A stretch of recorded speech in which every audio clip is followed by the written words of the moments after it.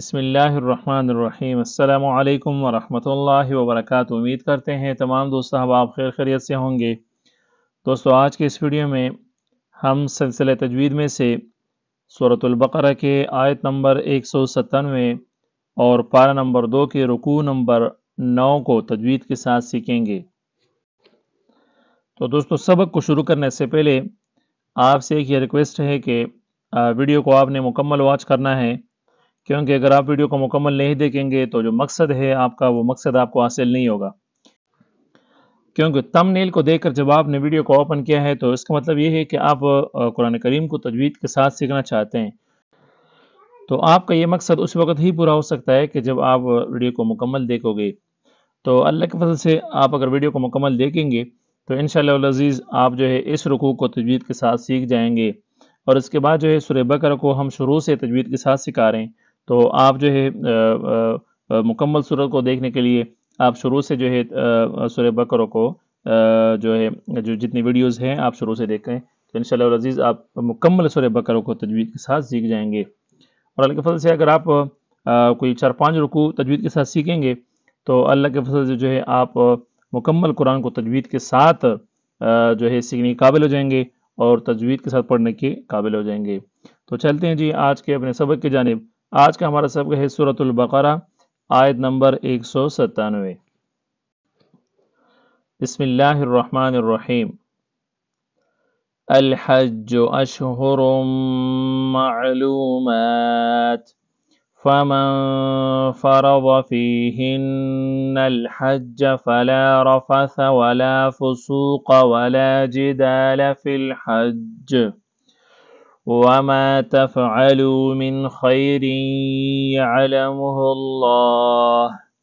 وتزودوا فإن خير الزاد التقوى واتقون يا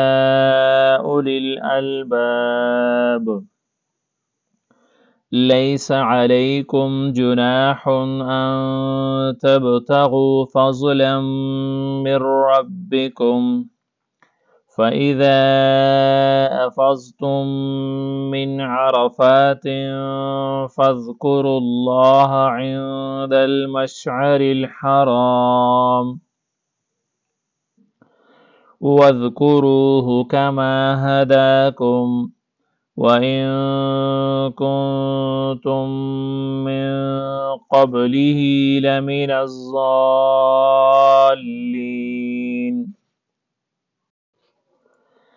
ثم أفيضوا من حيث أفاض الناس واستغفروا الله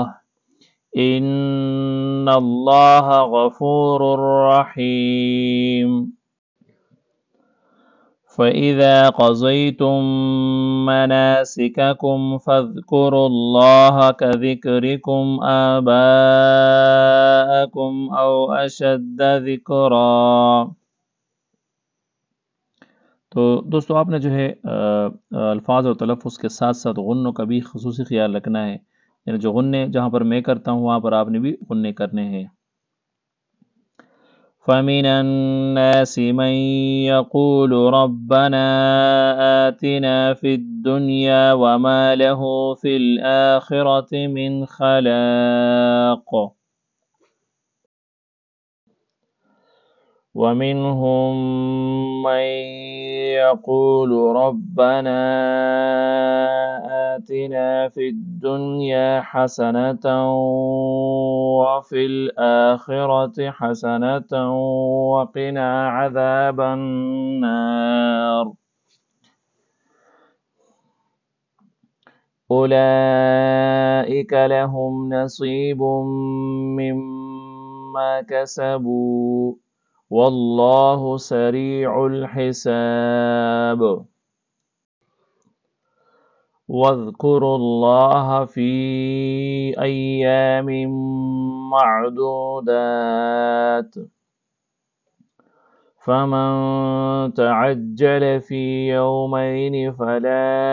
اثم علیہ ومن تأخر فلا إثم عليه لمن اتقى واتقوا الله واعلموا أنكم إليه تحشرون ومن الناس من يعجبك قوله في الحياة الدنيا ويشهد الله على ما في قلبه وهو ألد الخصام وإذا تولى سعى في الأرض ليفسد فيها ويهلك الحرث والنسل. تو دوستو جیسا کہ میں پہلے بھی آپ کو بتلا چکا ہوں کہ اس کا جو سیکھنے کا طریقہ ہے وہ یہ ہے کہ آپ قرآن کریم کو لے کر اپنے پاس رکھ لیں گے اور ساتھ ساتھ جو ہے میری اس تلاوت کو بھی آپ سنتے جائیں گے اور آپ جو ہے غور و فکر کریں گے اس میں کہ آپ جو ہے پہلے جو غلط پڑھتے تھے وہ کس طرح ہے اور جو اس کا صحیح پڑھنے کا طریقہ ہے وہ کیا ہے، اور اس طرح کہ آپ ایک لفظ ایک حرف کے اندر جب آپ غور و فکر کریں گے تو آپ کو خود بخود جو ہے پتہ چلتا جائے گا اپنے غلطیوں کے بارے میں کہ آپ کس جگہ اور کون سے حرف کون سے لفظ کو غلط پڑھتے تھے۔ تو اس طریقے سے جو ہے آپ اللہ کے فضل سے سبق کو انتہائی آسانی سے جو ہے اور بہت اچھی طریقے سے تجوید کے ساتھ سیکھ جائیں گے۔ تو اس کا یہ ہے کہ آپ اگر کچھ اسباق کو سورہ بقرہ کی کچھ ہی اسباق کو آپ صحیح طریقے سے اور اتنے غور اور توجہ سے جو ہے آپ سنیں گے اور سیکھیں گے تو اس کی وجہ سے اللہ کے فضل سے آپ جو ہے تمام قرآن کریم کو مکمل قرآن کریم کو تجوید کے ساتھ جو ہے سیکھنے کے قابل ہو جائیں گے۔ تو اس لیے جو ہے محنت کریں، کوشش کریں اور قرآن کریم کو سیکھیں۔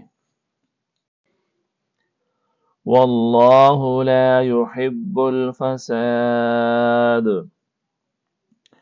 وَإِذَا قِيلَ لَهُ اتَّقِ اللَّهَ أَخَذَتْهُ الْعِزَّةُ بِالْإِثْمِ فَحَسْبُهُ جَهَنَّمُ وَلَبِئْسَ الْمِهَادُ وَمِنَ النَّاسِ مَن يَشْرِي نَفْسَهُ ابْتِغَاءَ مَرْضَاتِ اللَّهِ واللہ رؤوف بالعباد یا ایہا الذین آمنوا ادخلوا فی السلم کافة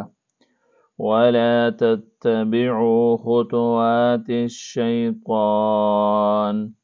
إنه لكم عدو مبين فإن زللتم من بعد ما جاءتكم البينات فاعلموا أن الله عزيز حكيم۔ تو یہاں پر یہ دیکھیں دوستو، یہ جو کافہ ہے لفظ، یہاں پر اگر اس کو ہم وقف نہیں کریں گے تو یہ کافتن پڑھیں گے، لیکن جب اگر ہم جب وقف نہیں کریں گے تو پھر تا کو جو ہے ہم ظاہر کر کے پڑھیں گے، لیکن اگر ہم وقف کر گئے تو پھر جو ہے ہم تا کو ہا سے بدل دیں گے